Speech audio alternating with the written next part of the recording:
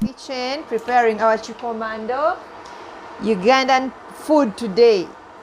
We are going to eat chapati and beans, as you're going to be seeing.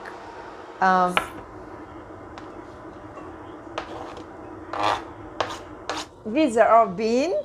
They're ready and natural, so organic. They're the brown beans. From here, we boiled them.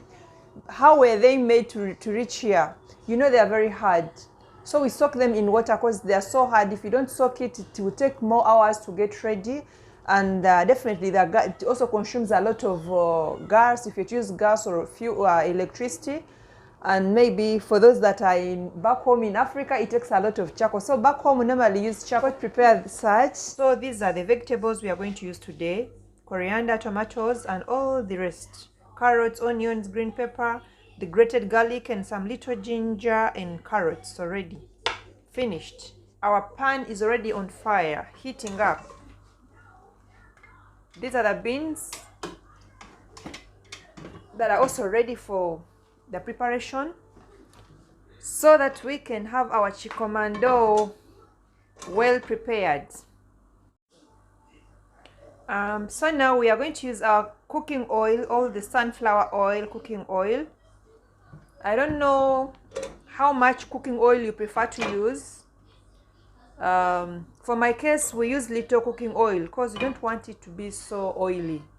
We use little oil. We want little oil because we share the meals with our babies, so we always want them to eat natural things. So from here, we add in our onions as the oil heats up. If the oil heats up, we pour in our onions and the rest of the vegetables, as you'll be watching us. You know, cooking oil is not healthy for some of us. So those that do not like eating cooking oil, you can still prepare the beans without the cooking oil and they still taste so nice, so delicious.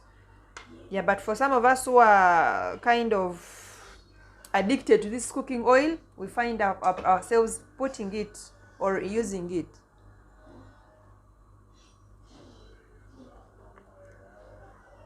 So I think our oil is now ready.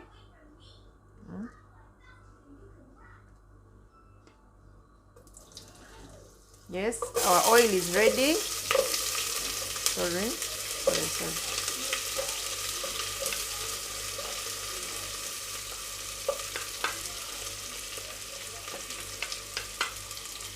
The garlic is now added in. We keep on stirring until the onions turn to golden brown. We want that aroma to come out so well. This cooking oil helps the onions, the flavor or the aroma in the onions to be extracted out. I love the flavor of the onion and the garlic mixed up together. So once you fry it, it comes out so well. It extracts that aroma so well. By the time you mix up with the other vegetables, it is so nice. It tastes so nice.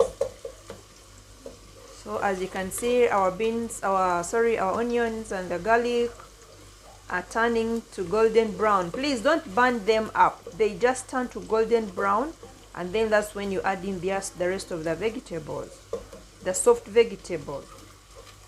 We know you have so many ways of preparing the beans back home there or out there, but we are trying to share with you the little we also know. You know, there are so many ways of cooking. So this is how we do it. And my dear friends out there, when you're frying, make sure the garlic doesn't burn, because when the garlic burns up, it again brings in a different smell, which is not again nice. So as you can see, they are turning to golden brown. One may ask me, why did I have to put the garlic last? Garlic was grated and the onions were chopped, so the onions were in bigger shapes, meaning if you put them at the same time, the garlic will burn faster than the onions. So as you can see, the garlic is already brown and the onion is also coming up. Okay, 1 green pepper and the carrot.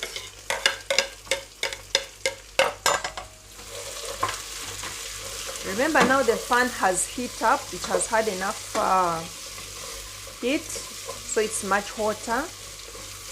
Some vegetables won't take long to to get ready. To add in our onions, tomatoes, sorry.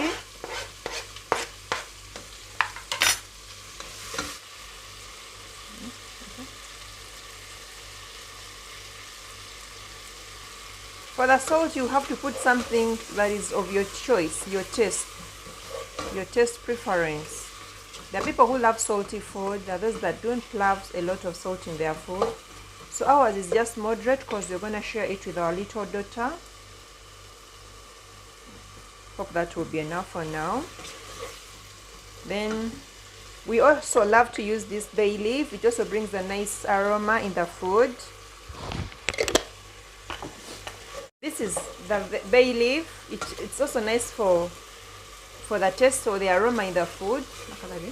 Now the onion, everything has been mixed up here. As you can see, this is how it looks like when almost all the vegetables are done. We are only left with the coriander, which will come in after we put in the beans. But so far, make sure the fire is always moderate for you, depending on the nature of the pan you're using, because some pans catch fire very fast. They heat up very fast. There are those that do not take longer. So depending on the gas cooker you're using or whatever equipment you're using to cook. So for us, we're using a gas cooker, and we make sure we control our fire or our heat by reducing the fire if it's so hot, to avoid the vegetables from burning up, because you know vegetables burn very fast. So now they are ready. We're going to put in our beans here. You scoop the beans. We use this kind of spoon to strain the beans from the soup, because we haven't yet wanted the beans to have the soup right there. Personally, when I'm preparing beans, I love to see the carrot particles, thin and long enough, at least for one to identify them from the rest of the beans or the ingredients. Carrots, they make the stew look nice. At the same time, they look so tasty. They make the stew to taste nice. In here, we've added in our coriander. Everything that we have used here is nutritious. There's nothing that we use just because we love the taste, but we use it because it is even nutritious. We enjoy that taste, at the same time we benefit it health-wise. So our coriander has been it's our last vegetable to be added in, because it takes no minute for it to be ready. Remember, the beans were cooked before. Our soup is already there. The water is also there ready. Hot water, and just in case we need it to be hot, to take little time. And okay, as for now, we are going to do the mashing thing. We are not mashing it because it's a must, you have to.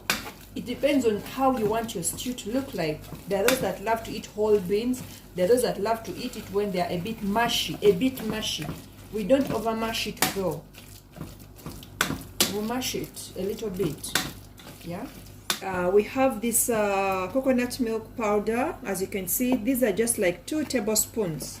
2 tablespoons of this coconut milk powder. It is optional, for one can use it or the other cannot. It helps to make the stew more thick and more delicious. Of course, you know, with coconut, it doesn't fail.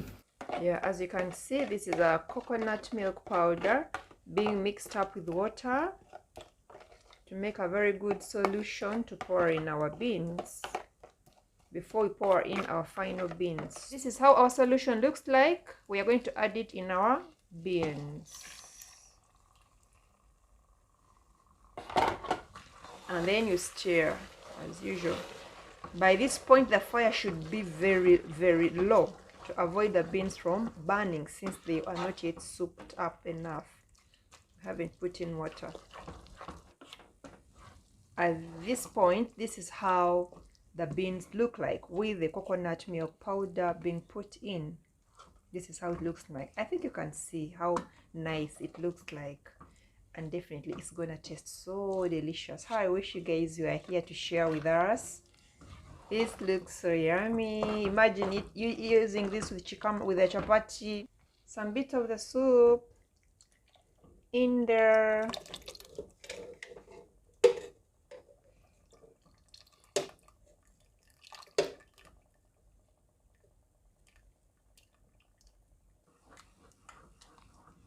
This is how our bean stew looks like.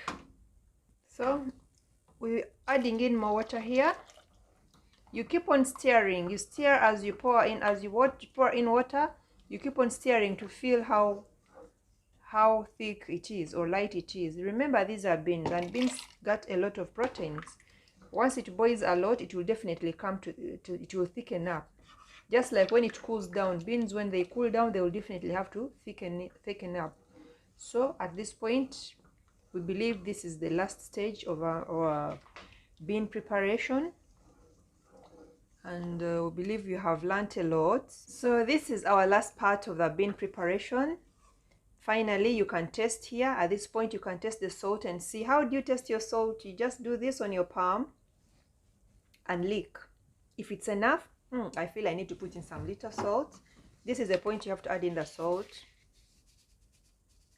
to the better taste you want it to. So our salt is done. We've put enough salt for us. We've put enough salt water. Everything has been finalized now. This is the last part of our bean preparation today, and it has been your girl Caroline K on Dora Chika YouTube channel. Please don't forget to subscribe, to like and comment our YouTube channel. Your support is highly welcome. You can boil this for like 10 minutes for all the residues to set, to make the taste come out so well, and then you enjoy the chapati.